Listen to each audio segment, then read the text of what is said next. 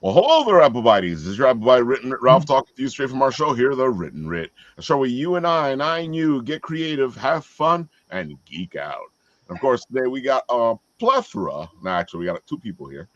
we got Paul and we got Will, and of course, DmRay will be joining us in a little bit. He's running a little bit late, but I gotta say, well, I gotta say something first. One, I'm gonna contradict what you just said because 2's company and 3 is a crowd. So we're a crowd. We're a plethora, right? We are a crowd. Okay, so hey, I love the word plethora. If I can use it, I'm gonna keep using it. Hey, if you've got more than you need, you can save a plethora. So hey, we're good. It always bugs me out because I use the word plethora a lot, and people always look at me like. Speak of the devil, there is the Ray Man himself, DmRay. Good evening, folks. Good to see you, Ray. Hey, nice to meet you. Right time. Good to meet you. I think you are fashionably late. Well, I'd rather not be fashionable. I'd rather be on time. But he's got his kick-ass cover behind him, which is awesome. Dude, look at that. Oh. So when do we start getting the books? Well, we got a couple more things to check off on boxes. There's some lettering still to go, and a couple of pages are still getting colored. The goal is August, as we advertised on the Kickstarter. Right. We're still shooting for that. So I'm just happy. It's a really nice feeling, but also very relieving. There's this weird contrast of satisfaction, but like de-stressing. I don't want to say relief because that's not the right word, but finishing this mini series and having it a complete thing. I'm not thinking of next April because I've been releasing one issue every April. I'm not thinking of that specifically. Completely unrelated to fantasy, I've partnered up with 3. Have a good night. It's 9:37 here, but I have 3 stories I'm writing for other people. I've been hired accordingly, so I'm they're short stories, and it's flattering that people have noticed me enough to not only consider me but take a chance on me, to put my name on their brand. I can't say anything else at this point, but with the exception of Bad Dog Inc. with Tom Hutchinson. He's expanding his what he calls the Critterverse with his flagship title Critter. There's a group in there called Paranauts, which is basically a mix between Battletech, Mech Warrior, that franchise, and Power Rangers. And it's a really, I've been having a lot of fun playing in that sandbox. Sounds like a good sandbox. Yeah. Oh, absolutely. It's a short story because it's going to be in an anthology piece, and so I don't have a full book to work with, but with that said, there's a lot of blessings with that as well. I get to just have fun in the fun. It's a short story. I don't have to make sure certain things are woven through an entire larger story. I can get to the fun, make the awesome happen, walk away and enjoy it. I feel like one of the best things to do is especially as a writer, because it's very difficult as a writer, especially in comics, to get your stuff out there because you have to hire an artist, you have to do all this other stuff. Yeah, man. But working on these little anthologies is the best way to do it, especially like if you're gonna do it yourself, because usually in the anthology you only need about 5, 6, 7, 8 pages. That's much cheaper to do than 26 pages. Yes, very much so. Very much so. It's been a lot of fun. That one I'm very excited to finish it. I've almost done everything on my side in regards to writing. I'm really looking forward to seeing how that puppy looks when it's put together, get my copy, read it over. I'm also looking forward to the other 2 stories. Everything's, as they say, one man's, I don't want to say trash, but something that's discarded by one could be a very big deal for another. And there's stories, I'll just say they're a big deal to me. I don't know how else to put it. I'm really looking forward to fleshing these things out. It's going to be a lot of fun. Yep. Sorry. Can I clarify something? Because I'm not sure. Are we? Yes, sir. Are you talking about writing for comic books and somebody can illustrate them, or short stories? Comic book specifically. Yes. Okay, so I've been hired to write the script on some of them. It's a different world than, say, a novel for all the obvious reasons, but there's some trade-offs. The interesting thing I found for writing for scripts for comic books is a picture's worth 1,000 words. Well, you have to talk about each picture, but be concise and not use 1,000 words, which I find very interesting and challenging. It's really, really cool, because if you give too many creative constraints, you actually choke out the artist's flair. I hire specific artists because I like their flair. The fellow behind me, I said the positions of every individual, but in regards to everything else, I tried to leave it as much to his interpretation as possible. Oh, absolutely. So I get the best from him, kind of thing. It's a lot of fun writing for comic book. Yeah, I find that same thing. Even when you're doing when you're like, I'm not an artist. I cannot. Okay, my drawing skills are negative. But but a lot of I do try to put. I'm trying to put a decent amount of art in my books, and working with the artist and giving them. You can really tell too what artists have a intuitive sense of visualization when you can, when you talk to them, but when you can give them instructions and that what you gave is going to come back better than what you gave them. Everything you asked for, but with more, then I've been lucky to find 3 artists whose work I really like. And mostly using one who's actually one of my players. That's always a good thing. Yeah, I met them by Levy does amazing, very expressive, like character art, like dynamic character art. So I really love that. And then others, I've had some really good art, but that I've been able to get into the system.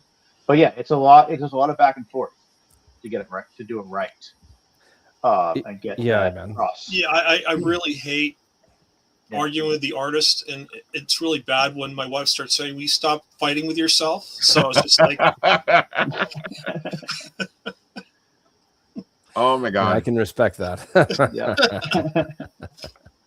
As a writer, I'm already fighting with myself, so I could just imagine if I was the artist.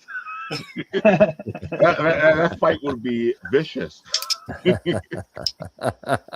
So honestly, it's a case where I do think having two perspectives improves it in a lot of ways. Yeah, two creative people. The collaboration. Yes. Improves it. There's times where I'm working on something and I really need to bounce it off to somebody. And the problem with writing sometimes is, as writers, we tend to be very on our own, very lonesome, very.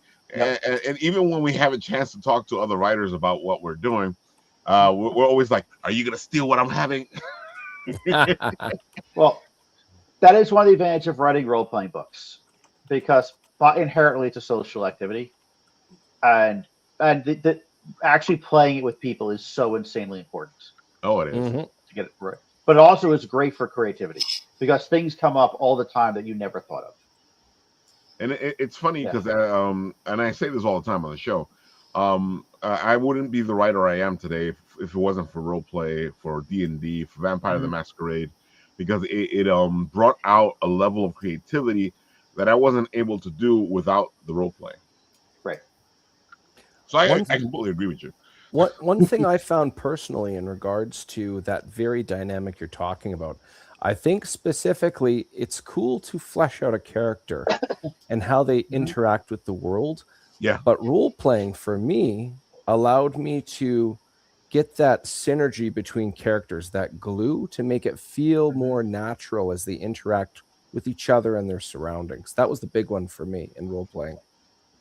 I have to say, Ray, I completely agree with you, because one of my favorite things has been to play in the games that you have been setting up with your Kickstarter, because we've been playing characters that are our characters, and it kind of gives you a whole different feeling of the character, because now you're playing him in a situation and seeing how they react to the things around them. Right. And it gives you a chance to actually live the life of this character, or get a better understanding of the character. Right. Yeah, you never know until you're playing something out how you are, or in this case, how your character would be. Yeah. So yeah, I agree 1,000%. So there's that cliche when they say sometimes the character writes themselves. Yeah. And when you're doing a role-playing game, that's literally what's happening. Somebody, it's just going. That's right. Again, it's funny that you say that, because what ends up happening a lot with writers is that the characters get a life of their own. And every once in a while, it gets dangerous with these characters and their lives of their own, especially villainous characters who are trying to take over the world. One of my favorite things about writing villains, I'll use the Marvel Cinematic Universe as an example for both extremes. I shouldn't say extreme in one way, but one extreme in a bad way is when you can't justify the villain. So in this case, Thor: The Dark World, the second Thor movie, most people forget everything about the main villain. And there's a reason for that. There's nothing to drive the villain forward. It's just bad person wants to do bad thing, and there's no reason for it. Yeah. That character in the comics, that dark elf, he's called Malekith. There's many, in all the iterations I've seen of him, it's always something vengeance driven. One of my favorite interpretations of him was Thor: Tales of Asgard. It has a young Thor and a young Loki. And at the end, it's this big betrayal arc by Malekith trying to slay Odin. And the reason for that is in war, you don't always get to pick the ideal best solution. And one of the solutions that was chosen by Odin had a lot of losses with the Dark Elves. So Malekith has this big, long game betrayal to try and stick it to Asgard. I get it. I understand why he's trying to do what he has to do. That doesn't mean I justify it. In the movie, bad guy wants to do bad thing with the red Infinity Stone of reality. It doesn't sit with me. Most people can't even remember his name, let alone what he looks like. And then on the flip side, if you have something like Thanos, even though he, in my opinion, he was butchered for the movie's sake, even butchered movie Thanos, if I eliminate half of life, we would all have double the resources. Sure, flawed logic, but I at least have a reason to understand why he's doing what he's doing. And that's the reason why I was upset when they got rid of the whole love story between Thanos and Death. Yeah. Because that makes way more sense. Because, who wouldn't do something stupid to win over the love of their life? It's very clear. I don't think Marvel really stretches. MCU doesn't stretch into the comic book world. I mean, they only go so far.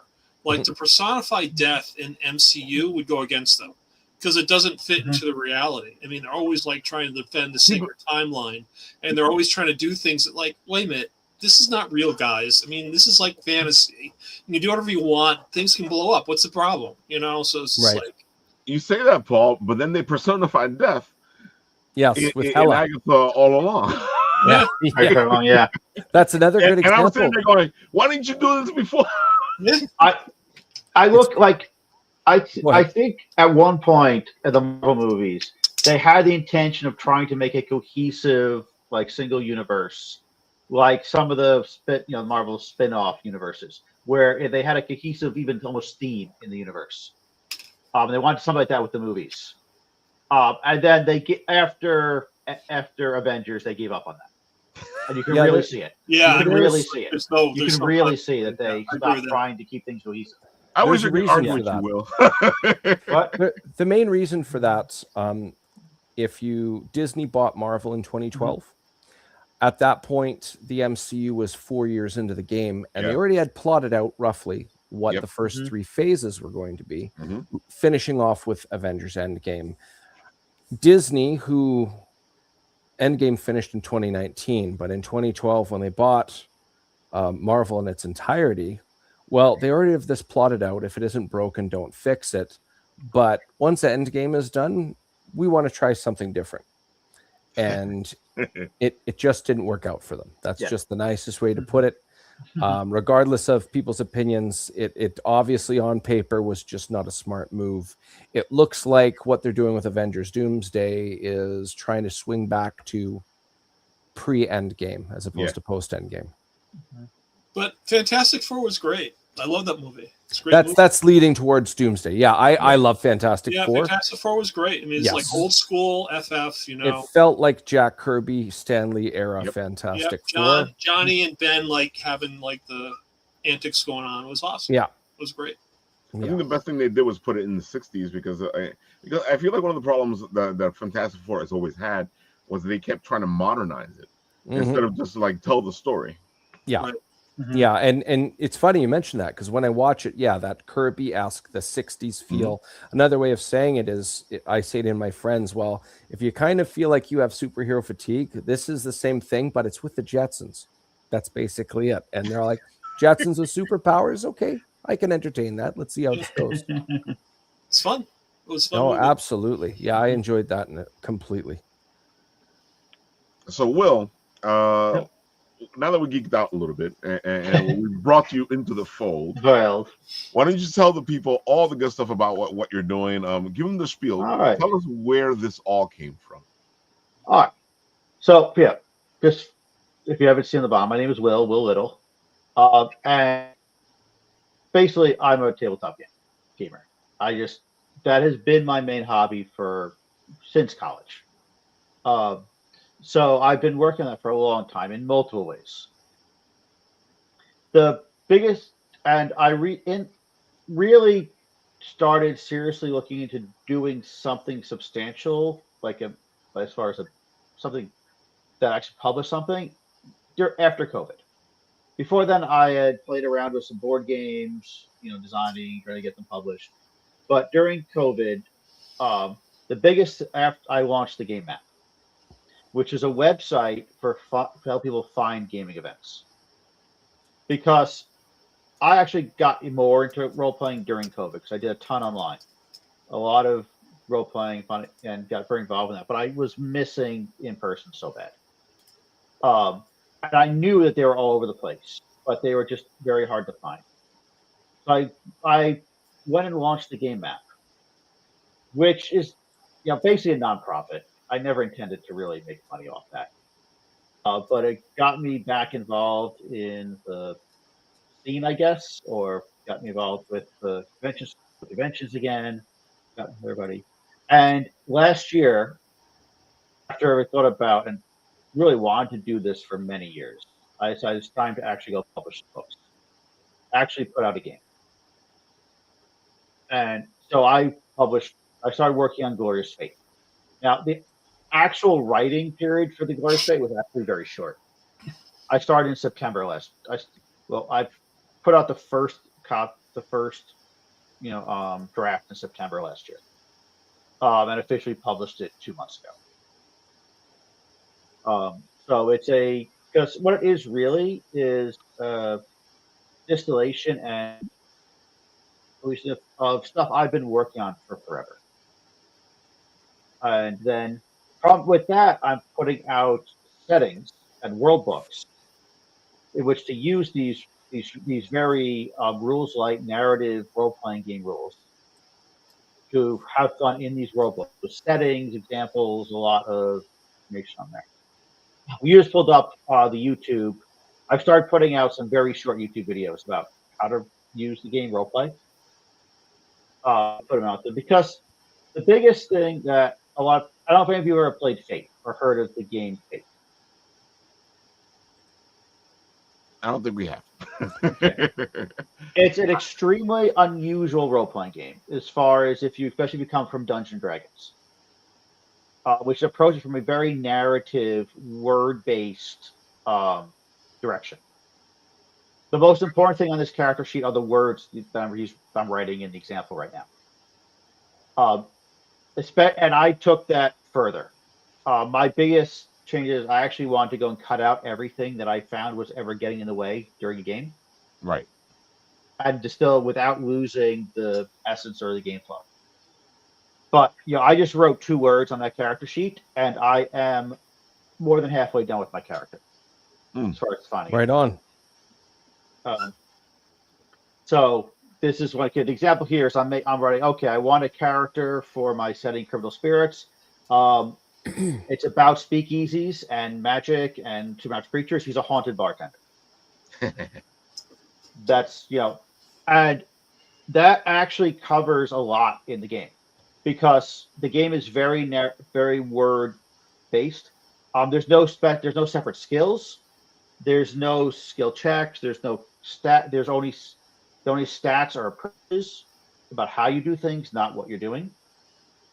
So being a haunted bartender tells you what he can do and what happens with, what kind of actions he'll be getting up to during the game. What made you decide on the setting? That is about. I was actually floated 3 settings early on to a bunch of people I play with, because with the archers, I am not short of setting ideas. If you wanted me to, I could come up with setting ideas nonstop. So I want to see. I went and said, okay, I just put together 3 that got my imagination going. Right. Said, these are cool. Like, this is clearly something here. And I was like, mobsters are cool. Urban fantasy is cool. Especially, ghost, witches. And the 1920s was a very interesting time in mysticism as well. Yeah. Like, a lot of weird stuff was coming to being believed and things. But you also still had all the old beliefs being brought over from Europe at the time that were still very fresh in people's minds. And there was a lot of spiritualism in the 20s. A ton of spiritualism in the 20s. Yeah. But there was new spiritualism, but there's also, like I said, still the old folk spiritualism. Exactly. That we don't really have. People don't think about much, but it was very prevalent. Yeah, a lot of that has stayed back there with it, or even if it's around now, is not as big as it was back then. Yep. So it was a place you have a lot of interesting, I thought, new ideas and interactions and character types. I love it because, like I was saying, I love noir. So as soon as I saw this, I was like, okay, right down my alley. Yep. And that honestly is what I found. By far the easiest part of writing all of my books, everything I'm working on in that setting, is writing really interesting characters. Like, the characters in this setting, more than any other I've worked with, just jump off the page. Like, you think, I start and I don't stop writing for like 5 paragraphs, which is frankly too long for a NPC in an RPG. So I have to go and maybe long for an NPC, but for our story. Yeah. So, and I also like to run very improv focused games with honestly relatively little preparation, because I find games run better when you're not over prepared. And my system is designed to encourage that level of play, where literally, if you want to create something up in the middle of the game, it's just 1 sentence on a index card, and you've got a character. So I like that. Yeah. It sounds like a simple way to play, and also gets you playing really quickly. Yes, but you're playing quick. And again, I try to make sure nothing will slow you down during play. That when you're in the groove, nothing gets in your way. That's what's streamlined in that way, so that once you're in the groove and you're actually got the role playing going, you got the talk and the action and thing, nothing makes you stop. That is honestly my big problem with Dungeons and Dragons and all its variants that came off of it, except original. Except the very first Dungeons and Dragons. The original D&D is actually, in my opinion, an amazing RPG. But with some major flaws, let me be clear. But this was the first, right? But I do find I have trouble playing Dungeons and Dragons now, because every time I actually regret getting into. I regret the fights. I feel that they make the game less enjoyable in many ways. And I've run Dungeons and Dragons. I ran a 7-year Dungeons and Dragons campaign. In 5th edition, right when it came out. But I just find I want less and less. I feel you, because I've gotten in trouble before DMing, where I'll play a little loose with the rules, especially when it comes to like especially if the role play and the story is getting deep. Every once in a while you're like, okay, let's just continue down this way. But somebody's always like, hey, where's the fighting? Yep.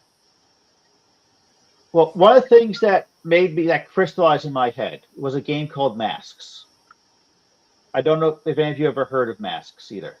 I don't think I've ever heard of Masks. Mask is in my head. It's one of the 3 best written games I think I've ever played. It's a very specific game. It does one thing and one thing only. It does teenage superheroes. That's Yeah. it. Nothing else works.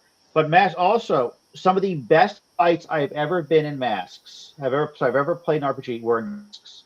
And Mask has exactly one rule for combat. The only thing that happens in Mask is you take a powerful blow. Right. Everything else is handled completely narratively. And yet it works really, really well. You're going back through some of my old things here, yeah, from Yeah, but it's all interesting interesting. stuff. Yep. There's some old pictures I took from different places. That was down in Philadelphia. It's But yeah. completely interesting, though. So that really made it, crystallize in my head that Mhm. you don't need a lot of rules to make really exciting combat. And in fact, often it gets in the way to be tracking numbers. I've seen that meme on a D&D meme where it was spent 30 seconds describing a 3-week voyage. Yep. And then on the flip side, spent 3 weeks discussing a 30-second combat scenario. Yeah. And to me, that takes most of the drama out of it. It does Yeah, I slow get it that. down, especially when the mathematics of the fight get in there. Right. Because I've seen it before where you're going, you have a great flow in the role playing, and then this fight happens, and by the end of the fight, whatever storyline was happening kind of like disappears. Because one of the things that really makes it separate from like writing, when you write, the fight is a character defining moment. Yeah. The fight is character development. Combat is character development in most writing, and most drama, and TV, and movies. The fight is maybe not movies. Not only the good only the better movies. But in the well-written movies, the fights are also character development. And usually the fights you remember best are the ones where something happened importantly in the character development.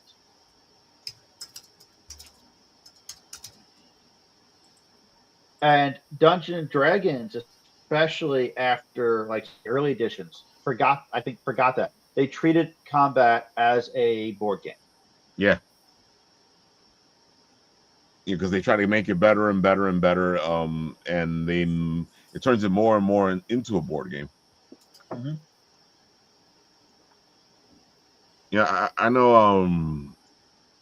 I think that's what I like when we're playing with our pal in DmRay's little thing, because he just makes it fun. Michael.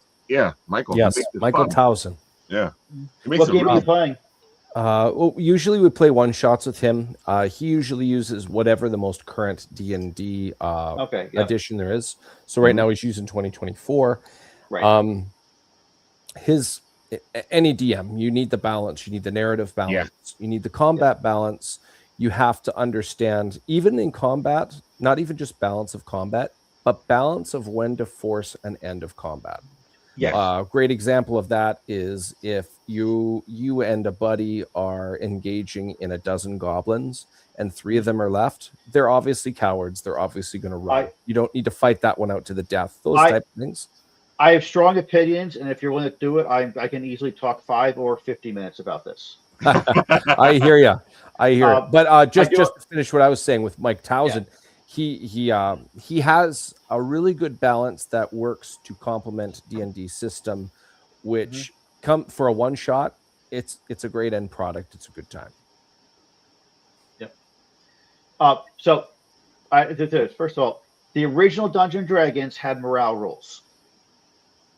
And they were mechanically it was mechanically the original Dungeons & Dragons had real problems. But conceptually, it had so many good ideas that they dropped in later editions. Now, I based my game on Fate.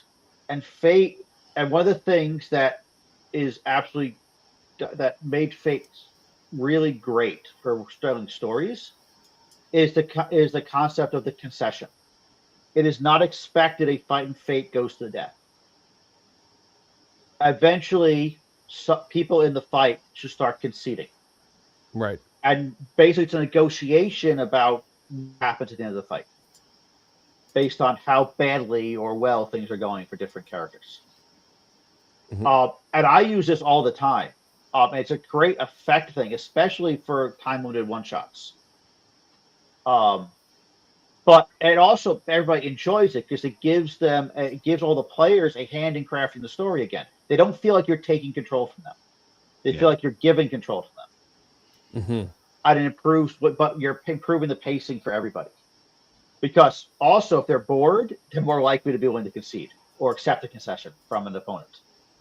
So it's a self-regulating thing. If the fight's going awesome, everybody's happy, everybody's engaged. It's like they want this to go on all session, then nobody's conceding. I gotta say, like, recently I was playing with a group, and I had a player who they like fighting. They enjoy the fight, and they would get really descriptive on what their character was doing in the fight. So it made me have to pivot a bit and learn how to bring combat into the game in a different way, because the character would be like, I run across, I slash their Achilles heels.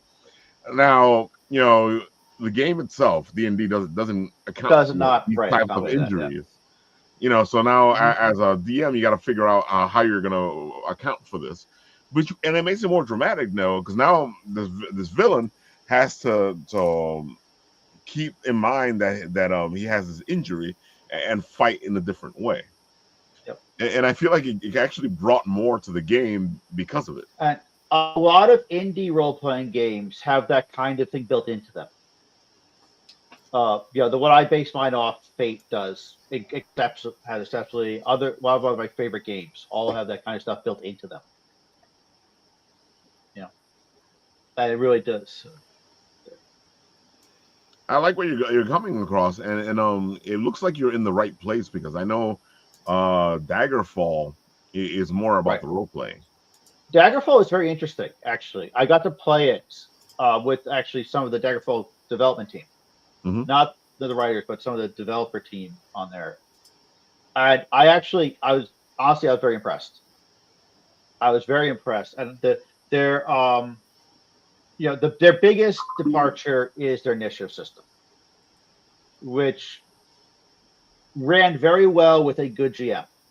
I do see it. So that's, you got that.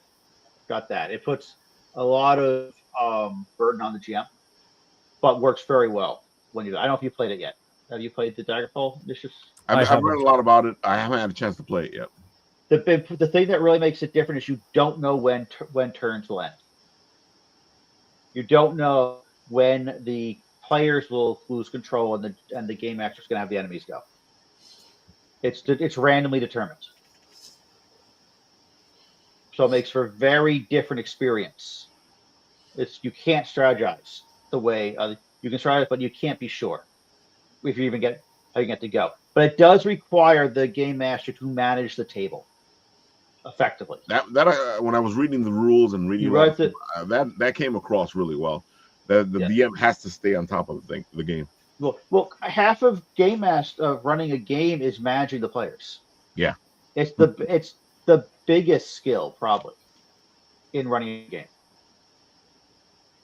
Is keeping the players engaged, reading the players. We were talking before the start about online versus offline. And that's one of the places where online is harder to run a game in. It's a lot harder to manage a large group in a chat than it is on that table in person. I can see that. Yeah. That's why, like, when we're playing with Michael, it bugs me out because he's able to because when we play with him, it's live and it's streaming, and but he's able to stay in control of the party. He's able to all the stuff that you're saying. He's able to do, and because I've been in some games where the DM just loses control and it just turns out into more of a hangout. One of the things with Michael I've noticed, and this should apply to all GMs, is the fact that his modules he has overly prepared. When I say Yeah. overly, that doesn't mean he brings the over preparedness, but he's ready because he's done these one shots so many times. It feels very natural, but for him, he's done it a bunch of times. So the repetition really gives him that advantage to ensure a good time with the players buying in. Yep. I find actually the important thing is to fake it. Yes. As an Yeah, I improv, agree. like improv is so important. Yes. GMs who actually believe they can prepare for a game are first all wrong, and secondly, usually means they're bad at it because they're going to try to they have already thought how things are going to go, and they want things to go that way. Yeah, they railroad, that as really, they say. They railroad, but they also Yeah. or ignore or like punish actions that like just because they were not ready for them. Right. So that's again why the longer I've run games, the more I've gone towards rule-light improv games. The more I've really got games where you can just make stuff up in the moment. Yeah. Paul, do you play role-playing games a lot? I used to. Right now, I'm kind of consumed with other things, but yeah, I play D&D with my kids. Just the story you're referring to, Will, actually go back to when I was in college and my roommate wanted to be a dungeon master. I said, "Sure, I'll play with you." So he actually, threw me into a situation. Literally within 20 minutes, I was caught in a castle. I was in a Velcro suit attached to a Velcro board, and I died. I said, "Bill, this is not the way to go, man." Okay. I mean, I was like, "There's nothing going on. I know you constructed this great Velcro suit, but I'm sorry, man. I'm not having fun right now." Maybe he Sounds misunderstood more like what a dungeon Cthulhu master setting. means. Exactly. In that case, yeah. Yeah, I think he really wanted to play God. Was really what he wanted to do. So. It sounds like a very Cthulhu-esque type of setting. You wake up and you die. The end. Yeah, that's basically it. I was in Velcro on a Velcro board, couldn't move, dead. Okay. It's kind of funny how Cthulhu-esque has gotten that impression when you actually go read the original books. I mean, honestly, humans weren't doing too bad most of those situations. The actual original book, yes, Lovecraft, he had mental issues, massive mental, and his characters had mental issues, which is actually interesting. But you actually go look what actually happens when the Cthulhu Mythos things got exposed to people. Humans have a weird success rate in those books. Yeah, man. One of the anything that if fans really like something, the artist or the person in charge of the story will usually flare that up a bit. If fans are liking, okay, well, I'll steer it that way. A really good example is the original interpretation of Venom, who Todd McFarlane was the first to draw. He's got teeth, he's got a mouth, he's got a smile, and he's bigger than Peter Parker. But people are like, man, those teeth look cool. So he started making them more uneven, more jagged, having the tongue come out a bit or out a lot after a while and stuff like that. It's tailored towards the fans. It sounds like many Lovecraftian elements were embellished for the same reason. Yep. Mm-hmm. They became Flanderized, right? Yeah. Yeah. Mm-hmm. Yeah. I gotta, it's role play in general is just interesting, and the reaction of people when it comes to role play in general. People have their opinions on what it is, what it isn't. Mm-hmm. Yeah. It always interests me because you end up having these weird conversations, and the thought process on what they think role play is. Yes. It makes no sense to me. Well, there's some people, there's a lot of people who approach it like it was a competitive board game or a card game. There are people who approach the role-playing games as competitive sport. They're there to succeed. They're there to win. They're there to, be the best or whatever they, however they approach. They want to win the game, that session, every session. Yeah, I thought one of the best comments by the Artemis crew was, I think it was a pilot. He basically said, "We're not a team, we're a crew." And it's like we're here to like support each other. And that's one thing I think people really miss, with the role-playing aspects. Like the DM is there to guide you in terms of what you're doing. He's not out there to cut you down. I mean, challenge you, but really you're supposed to work as a crew, as to work together to figure out situations. That's what makes it fun. And I think when people like intentionally are out to get the players and do them in, they're missing the whole aspect of it. It's really meant to be a shared experience between the players themselves and the DM, and that's where you get the whole experience to come through. There is one exception to that rule, because you're obviously right. That is the rule. It should be, at least, or maybe not because of improv. But regardless, exception to the rule. I think I've told Raph this story before. One time I did a one shot where 6 politicians were locked in a dungeon by a king and a queen. They were druids, so true neutral, right? There's an invading army coming into their territory, and the druids, the king and queen, want the 6 politicians to figure it out. There's 3 different parties that the politicians all belong to. They were not evenly distributed, and each party had a different opinion of where to put a specific artifact that would have an influence on the realm and aid in defenses.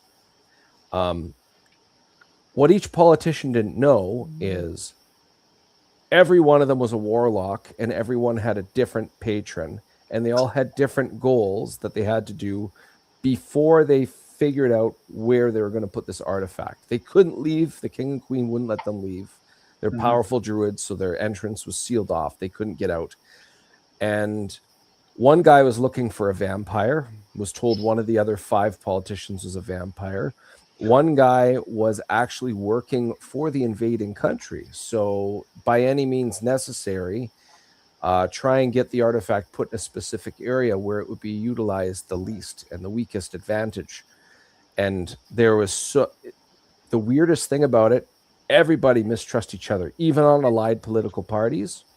And all chaos broke. It was supposed to be a one-shot. They were having so much fun, and there was combat and not combat for all the obvious reasons already stated. It became a 2-shot simply because they couldn't figure things out. By the end of it, 2 of them were pretty much like almost dead. They go into hiding in this dungeon. There's the 4 left, and they're in a standoff. If we all agree on this thing, we could stop fighting, right? We have majority. Let's agree on it. Okay. And then that ended it. The 2 people in hiding came out, and they all left on their own fruition. That's fun. Nobody was working together until that very last moment. Yeah. That's an experimentation in people. Oh, it was delicious. But it was still, it was still a cooperative game, though. That's that's right. People had goals, but they were all there to tell a story. They realized that they were, playing their characters, not trying to, points. And the game master also especially was there to make the story go well. It's one of the things I've never understood is somebody who gets into a game and they're trying to disrupt the game and not play the game, and you're like, dude, I know your character's a loner, but loner characters work with other characters. They find a reason to work with them. Yeah, it's that classic. It's what my character would do to justify being a jerk.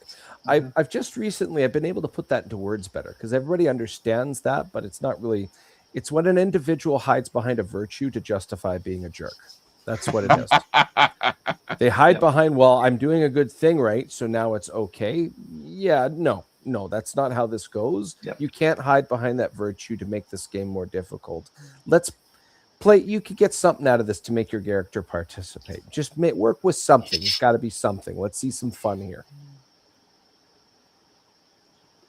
So, Will, if somebody wants to play your game, wants to check it out, wants to test it out, how can they do that? Because I know you were at Tabletop as a DM. What are good places for them to check this out? Okay, well, the first thing is you've got the website up. So if you go to gloriousfate.com, First, you can download the rules for free. There's a link to both Patreon and DTRPG where you can download the 10-page rules for free. And those 10-page rules are not incomplete. Those are all the rules you need to play. The book, the 140-page book, is all stuff about setting up campaigns, advice, how to interpret, using the rules for different situations. It's and all elaboration and examples. Like there's an entire example campaign in the full rule book. I literally go through and develop a campaign from scratch. So as an example, say, look, this is how you do a full campaign. But if you just want to get started playing and see what it is, the 10-page version is free. If you want to play with me, if you go to my Patreon, everyone who's on there, even the free members, get an invitation to my Discord, where I run games. That's the easiest way to get into a game of this, is to go to the Patreon, sign up for the free one. When you do, I will send you a link to the Discord. I don't give the Discord out freely because spammers. I can't put it out there where people can just see it. So the way I gate it is you have to actually sign up in the Patreon on the free version of the Patreon. That's a good way to do it, because because those freaking Discords get crazy. Yeah. The other way too, actually, the other thing is, if you want to play this weekend, I am running the games at Long Island Track this weekend. I'm running the game. I'm going to be running my game, but mostly I'm actually running a different game called Dread, which is the Jenga-based RPG. Oh, I know Dread. Remember I said there's like 3 games, I think. Like that is the number. That's the second game I think is undisputably in the top 3.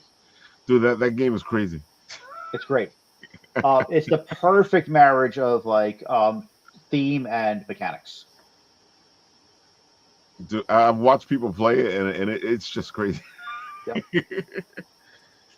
For those who don't know what that is, it's a horror role-playing game. But I actually also use a lot for anything tense and suspenseful. It's fantastic for. Dude, folks, it's Jenga is already suspenseful and stressful exactly. as it is.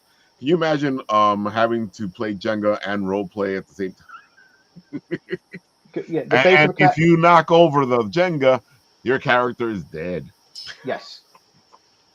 It's a game for one shots where most characters will die. I have modded it in a couple of cases where the characters won't die, but something just you fail. Like I ran a Mission to Mars version game using Dread, where none of the characters were actually on the spaceship, but when they screw up, they kill one of the spaceship crew. Wow.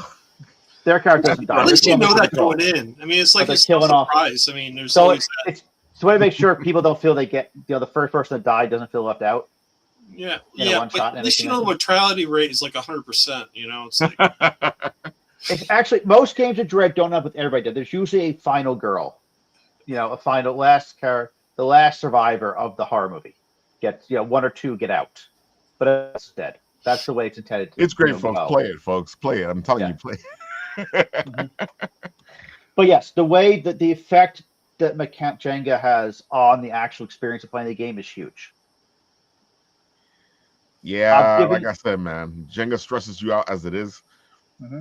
It's so much worse when characters are on the line. The way it changes the way you just sit at the table. Yeah. Because when you're playing this game, the table is your enemy. If anybody bumps that table, everybody's on like. I've seen Jenga played with 2x4s. Well, do you think people cheat? Will, I mean, like, Jenga's like one thing, but like if I'm an opponent and it's my opponent's turn, I might just accidentally bump the table. Well, it's not an opponent game. That's but that's not. I don't think you're not in a. It's not a. You're not playing this as you're trying to kill each other. Okay. I've never seen anybody in a game of Dread actually intentionally kill off anybody. Because. Seriously, it does actually. I felt it gets people in a kind of we're together. We're disagreeing, like we're playing this together, but we're all in the same horrible situation type. Now there are betrayals. So let's be absolutely clear. most games it's a horror movie. There's people are betraying people. Yeah. But players are not betraying players. Yeah. You've got a theme. You've got a, it's a there's a theme to this game. It's just part of it. It's it's interesting, folks. It's really interesting. Yeah. So if you guys want to check it out, you should go to Long Island Trek this weekend and play with Will. Yeah. I'm actually going to be talking about something I just talked about. I'm doing a talk at Too Many Games in Philadelphia at the end of the month too. Oh, cool. Dread's one of the games I'm presenting there as one of the examples of unusual mechanics games. And of course, if people want to look for you other than the website, where else can they find you? So you can find me on Facebook, Instagram, all of them on Blue Sky, all under the Game Map or the Game Map LLC. So, but all of them, I'm either the Game Map or the Game Map LLC, and all those. And again, if you go to my webpage, if you scroll down, you'll see links to all of my social media. I actually am most active on Patreon. If you want to see the most of the things I post, but you'll get most of what I do. This is the original Game Map. This is the website I named my company after. This is the first thing I made. It's a website for people to put up their own gaming events. So it's entirely user generated. Sometimes the user is me, but it's entirely user generated. So you put your whatever events you've got going on, and then you can just go and see what's happening. That's a pretty good idea. Right on. And of course, there's the trick. It is mostly Long Island based right now.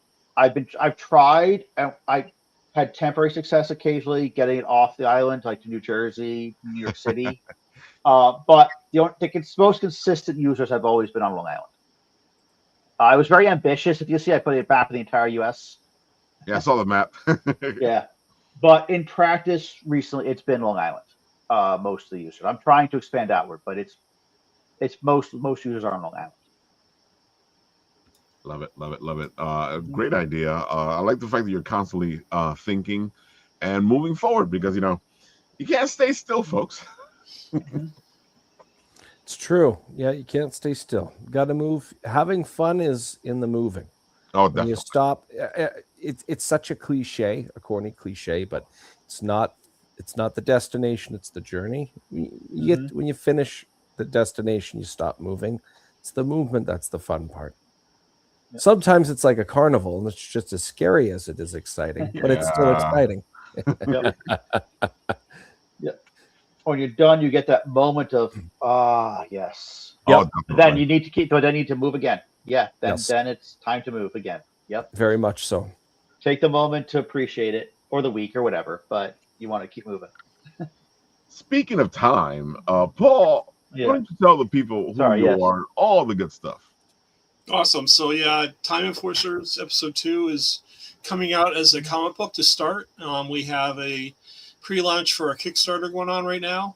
Close to 60 followers on the Kickstarter. Right on. But we're also doing a Facebook, Instagram ad campaign, which is doing really well. So I'm pretty excited about that. So you can sign up and get a free digital copy of the preview edition. And then if you go to the next page, actually we're giving away, well, not giving away, but for $5, you can buy into the Time Enforcer Secret Circle. And I have the first card here. There's actually 2 cards that we're offering. One is a dossier card of Amelia, and the other is a dossier card of Nick. And those will be included if you sponsor our tiers on the Kickstarter launch. And then you'll get these 2 cards if you buy them for $5 on the campaign. So it's kind of cool. It's got information about the character on the front, and it's got this really cool Time Enforcer Secret Circle logo on the back. Dude, I really like calling it a dossier card because it's very clear what the card is. Thanks. As silly as it sounds, it's so simple but very pragmatic. I like that. Thank you. It's tied into the book itself, Ray, because I actually have in the back of the book there'll be a section called the Chronoton, and it will offer these dossier cards, but even more detail about the character. And so that way you're actually learning about who these people really were in history. Mm-hmm. And then there's also puzzles in the book. So the 48-page book is going to have 2 puzzles at this point. One's going to be a word jumble, and the other's going to be a crossword. And if you can't find the answers, can't figure out the answers, you go to the Chronoton section and you can find the answers there. So it's really meant to be, this all-inclusive thing where you have to go to the internet. It's all self-contained and really meant to be a lot of fun. My inspiration for this was the Highlights magazine from the doctor's office when I was a kid. I remember those. Yeah. So that's what I do. So aside from Fractured Fairy Tales and the Highlights magazine, this is kind of like my inspiration for doing all this stuff. It's kind of kind of hokey, but it's kind of cool. And we're gearing up for Garden State Comic Fest coming up at the end of this month on the 27th and 28th. We are developing some really great swag. I have buttons that I'm creating. One is of Togo here. If you can zoom in on me, Ralph, that'd be great. Hold on a second. There we go. And it's going to be packaged in, but basically it says Togo, lead the way. So it's kind of fun. And it comes with this little card here, which is kind of cool. So you get zoomed in. There we go. Get this little card, just a little description of him, and it also talks about the pin on the back. But what's really cool about these is when I got these pins, they had those rubber attachments, and I got sick of that. So I actually went to Amazon, and I bought these really cool snap-on clips because I bought pins that had the black rubber, and I lost them. So I said, that's not going to happen. I really took the time to get these clips so they go on, and they're not coming off. So it's really They're not messing around. Don't mess around. I really produce quality stuff, so I'm really excited about that. Well, you got one more pin, man. Keep this focus up, will you? Come on. You got more pins? Come on, I got one more pin to show off. Yeah, I got Amelia Earhart. She's all Moxie, so it's kind of cool. So she's fun, too. And we'll have 6 pins available. We're actually doing all the characters from the episode. So we'll have a Nick pin. We'll have a Maisie pin. We'll have a, who else we got? Maisie, Nick, Chronolith, and what's the last one? Amelia, who am I missing? Amelia, Nick. Sorry, I'm getting tired. Amelia, Nick, Maisie, Togo, Chronolith, and there's 6. I can't remember what the 6th one is. I'll figure it out. Anyway, but yeah, I'll have 6 pins total. We'll have those available. We're going to have our VIP cards available as well. So not only can you get them through the Facebook ad campaign, but you'll be able to purchase packs of the 2 cards. So if you purchase the packs of the 2 cards at the table, you'll be automatically registered into the Secret Circle. And the Secret Circle is going to allow you membership to our Discord channel. I'm really trying to build a community there. And the way I want to approach this whole project is anyone that signs up for the Kickstarter or for the free comic or whatever, I'm going to be sending free stuff throughout the year. So we'll have digital stickers that we'll be offering. We'll have digital prints. If I get adventurous and things really take off, I'll order some, offer some free print stuff as well. So I'm pretty excited about this. We have 5 variant artists that have developed covers for this campaign, which I'm pretty excited about. Angel Lopez did a cover. Chris Mad did a cover. Keith Williams. Right on, Chris Mad. Yeah. And then awesome. Will Torres is doing a cover. He's going to be finishing up.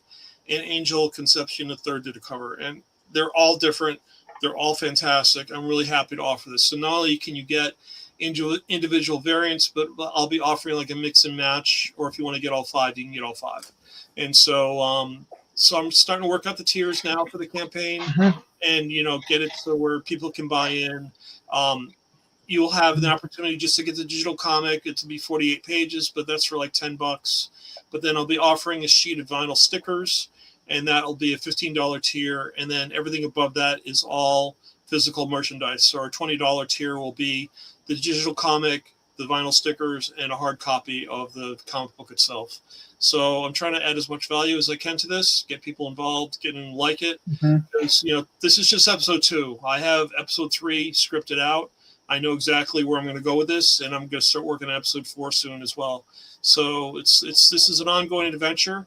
It's all working towards an education framework that I'm developing. What's great about graphic novels is it really applies all the classic, not even classic, but all the foundational models for universal design for learning.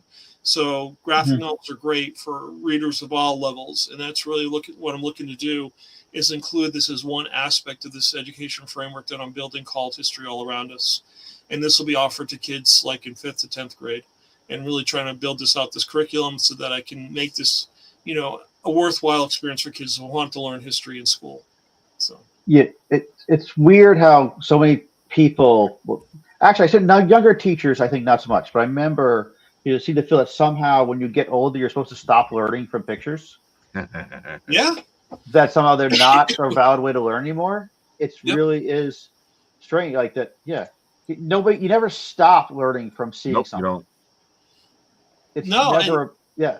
because it's really multi-sensory when you get right down to it. I mean, if you read a book, which is important because it involves your imagination, right? But when you start seeing a book that with word balloons and with photos or illustrations, whatever they may be, you now start to take in multi-sensory, make it a fully multi-sensory experience. And that's where you start seeing synapses firing in the brain. And that's why it's so effective for kids that, you know, have learning disabilities, that they go to these graphic novels and they are able to start to learn how to read really fervently and understand everything. It's because of the tie-in with the visual and the words. So I don't think it's even learning disabilities. I remember when I was the when I was in high school, the best book I remember reading about history in high school was 90% pictures. It was a World War II book. I still remember. Yep. But it was literally just nothing but pictures and a few words at the bottom of each page. Yep. I told the story and told it, and I remembered more of that than anything else I'd read about history. Yeah. Yep. It's funny you say that, Will, because the experience that I hear from everyone that I speak to about this, and even from educators, I mean, they're touting where in the world is Carmen Sandiego, Oregon Trail. And it's like, these are the memorable aspects that people experience in learning. It's like engaging that gamified experience, but doing it in a way where it's, you know, presenting the information in a that makes it adaptable for people to learn. You know, just learning dates and events through a textbook just doesn't cut it anymore. There's just no one has the attention for that. And really looking to try and break that barrier down and really have kids involved in wanting to learn, wanting to explore. You know, if they find a subject they want to learn about, they can go to the references that I include in all my work. So I'm sourcing the materials from reputable sites. If someone wants to learn about feudal Japan, I got a whole list of references they can go to. It's on my website as well as in the back of the whatever materials I produce, so they can find that for themselves if they want. Yep. But I'm excited. This is a lot of fun. It's shaping up pretty well. Episode 2.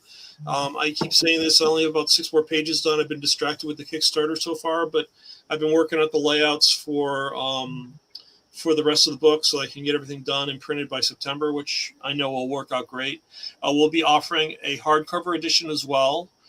With that, we're going to be featuring a gallery of art that I commissioned over the past year and a half from the different Comic-Cons I attended. I'll be featuring artists that interpreted my characters in the game, and I'll be including their art along with their bio, like a 25-word bio, as well as their link to their social media sites, because I really feel that, you know, giving back to the community where I am drawing from is really important to promote these people. So look and make this as an opportunity for them as well. It also could be a really cool autograph book. So I have like Keith Williams, I got V. Ken Marion, I got Scott Hanna, I got several illustrations by Keith Williams. So it's just, there's a lot of opportunities for people to get involved and make it more than just a comic, you know, and actually make this almost like an autograph volume for them as well. So. I love how interactive all this stuff is, you know, and you try to keep it interactive, you know, whether it's the comic book or the video game or the history stuff in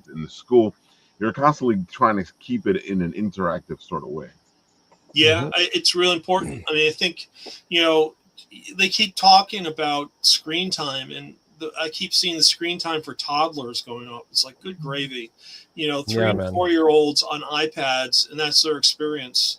I relate this story different times, but I was watching News 12 like a few weeks ago, and it was talking about a teacher who saves a kid with a Heimlich maneuver during a classroom experience, and thank God for that. She was able to help the kid. But on the B-roll footage, they're showing this kid at a desk with headphones on, looking at a computer, totally isolated. I don't know if he was taking a test. I don't get the impression he was taking a test. I think he was learning, you know, something. And it's just like, good gravy. Why don't you just be home and do this on your own instead of like getting into, you know, a conversation with other students around you, which is what I did as a kid. I mean, we worked with each other.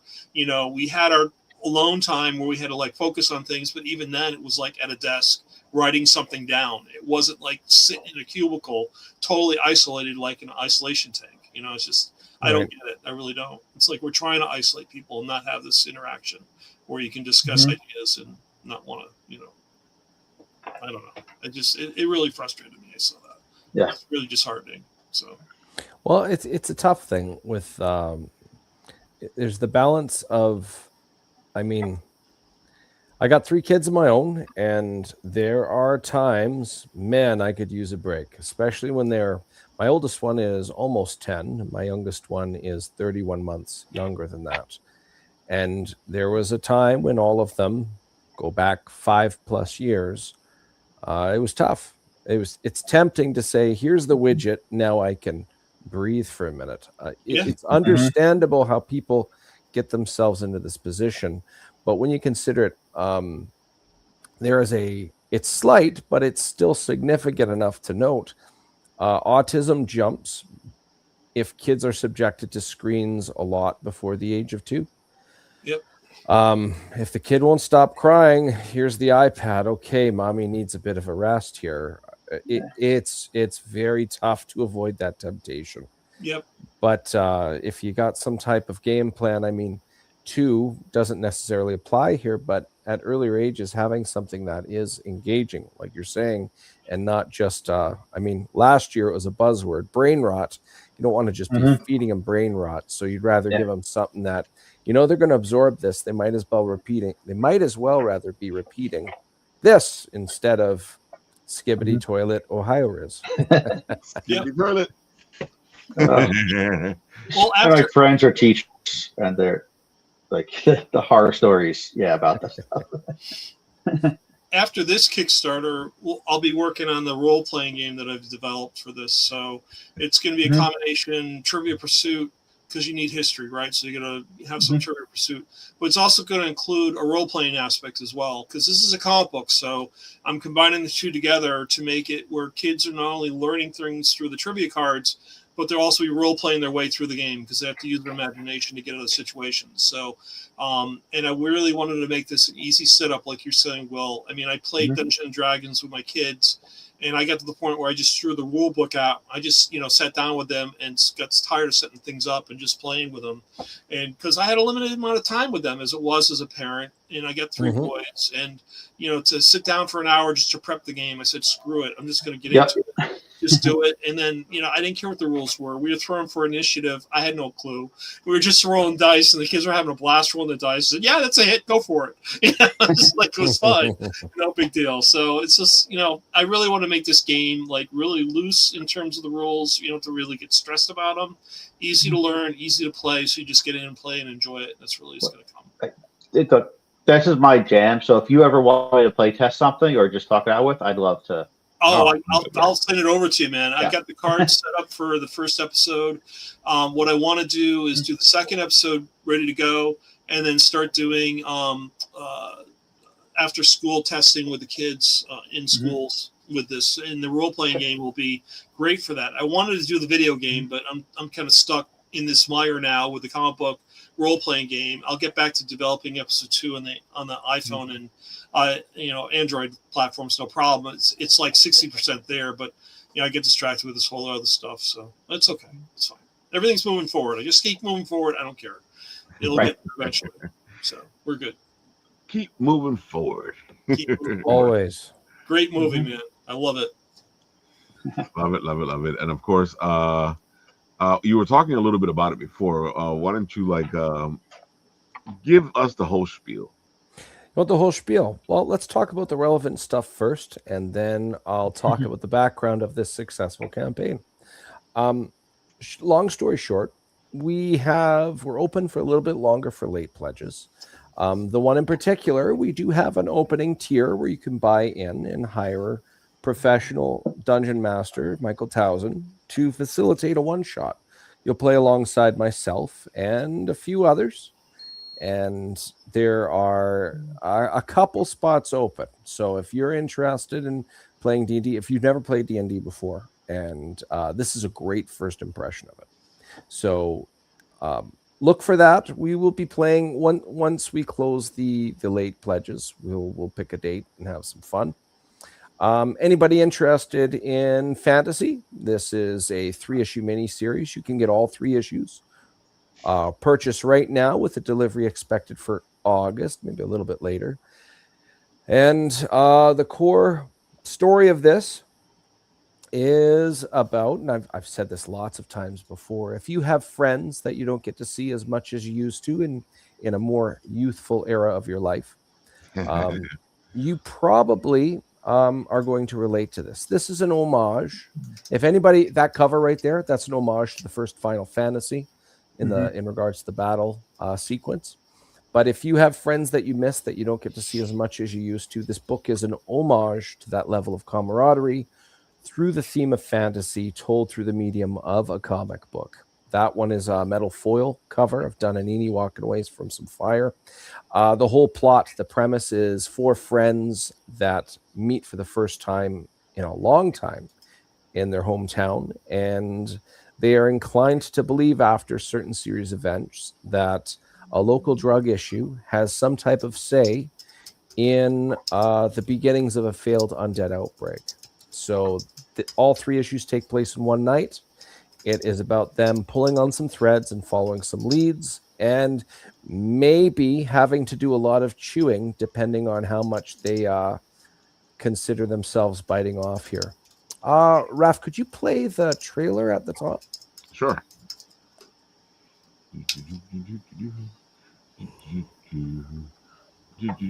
Look at all these beautiful covers. Many beautiful covers there. Many talented artists. I love this video you did, Ray. It's awesome.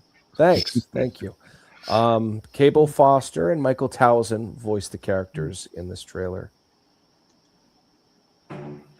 While making contact with our friends Chazko and Sarlacc, we crossed paths with an undead outbreak in Ivywood.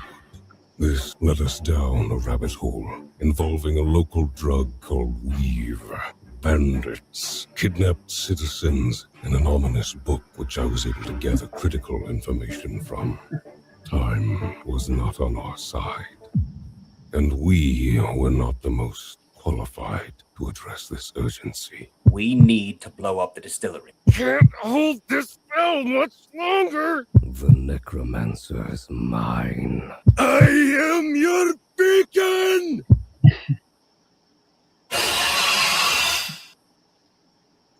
And a jump scare at the end. Yes, I love this. Love the monster. So by the start of issue 3, which this campaign was about, all 4 friends, they're kind of behind the 8 ball. They've been playing catch up in regards to all of these details. And right at the start of this final issue, they find some critical information through that book mentioned in the trailer.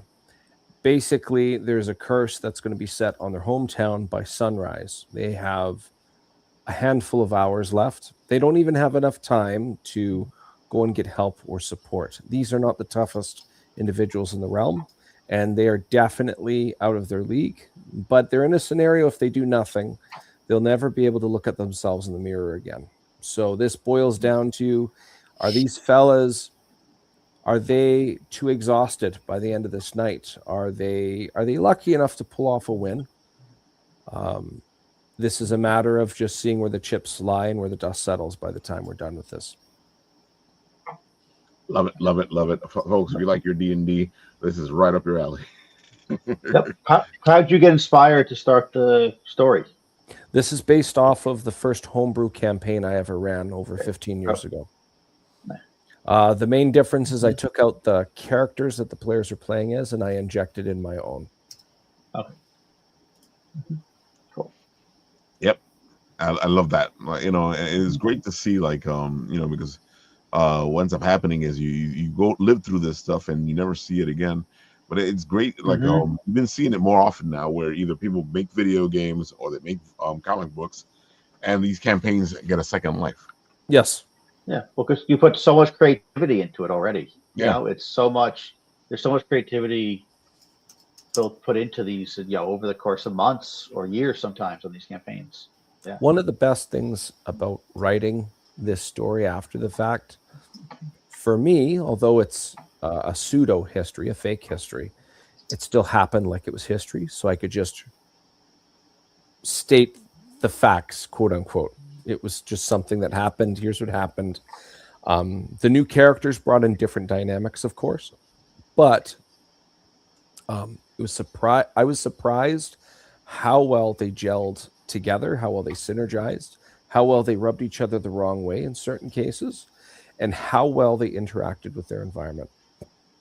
I got the hiccups. Uh-oh. I was going to tell you, you should help out our pal Phil. Yes. Or at the halfway point.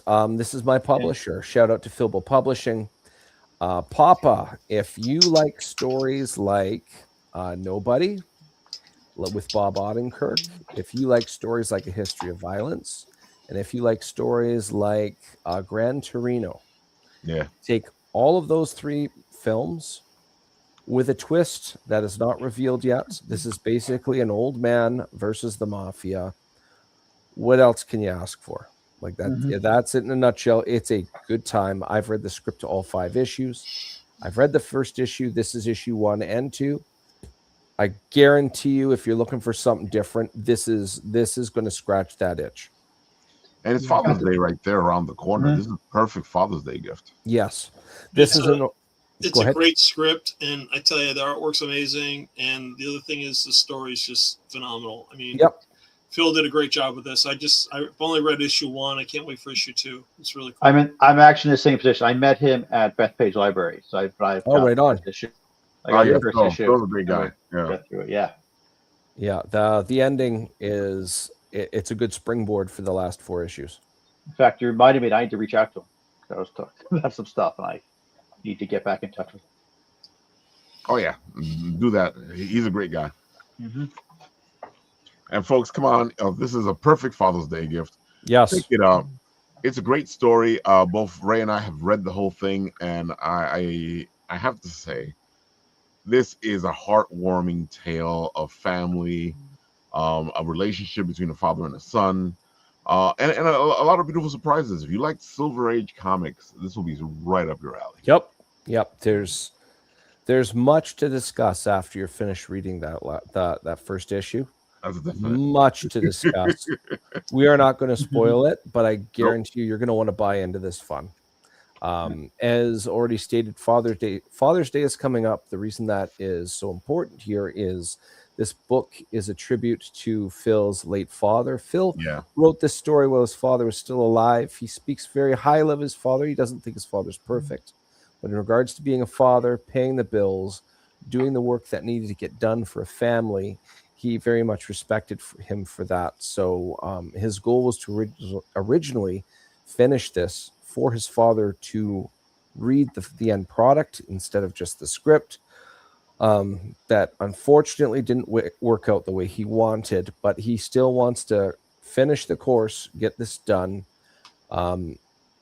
If you have a mother or a father that you think highly of, Phil's trying to get this out of his system. Most artists, if they have art, one of my favorite things Raph ever told me once is never tick off a writer because he'll kill you 1,500 times in stories. And this is the opposite. Phil needs to get this exaltation out of his system. He's not even trying to make a profit. He's not trying to make money. He just wants to make this happen. Yes. Yeah, you're going to want to buy into this one. As folks, I hope you guys have enjoyed the beautiful day here with a lot of geek and role play talk and writing talk and creativity talk. Love the show when it gets all geeky and we have so much geekery. All right, folks, go check out Will. He will be at LI Trek this weekend, so you can actually see him in person. And actually, dude, the game he will be showcasing is a lot of fun. You might want to go check that out. Yeah. All right. Thank you. Yep. Yeah, I'm really looking forward to running it. I've enjoyed every time I've ever run a Game of Dread. Dude, every time I've watched it, it's been it's so entertaining. So. Yeah. I tell you, I want to try that Dread Jenga. That's awesome. That's what I'm talking about. Yeah, that's exactly what we're talking about. I think playing it while you're drunk could be working well too. If you want Nobody Survive, then yeah, that's a very short game. That'll be a very, very short role play. I've seen people play it like that too, and he's right. It's a very short game. Any last words before we go, guys? No, It was awesome. Nice meeting you Nope. all. no, but I get to see somebody this weekend. For sure. Yep. Just happy to be on, Raf. Thank you for the hospitality, and anybody watching, go check out these lovely fellas' stuff on the go right now. There's good stuff going on here. Great. Folks, these guys are great. Go check them out. I put all the links into the comment section so you can go check that out. On this show, when it ends, I press the button, and where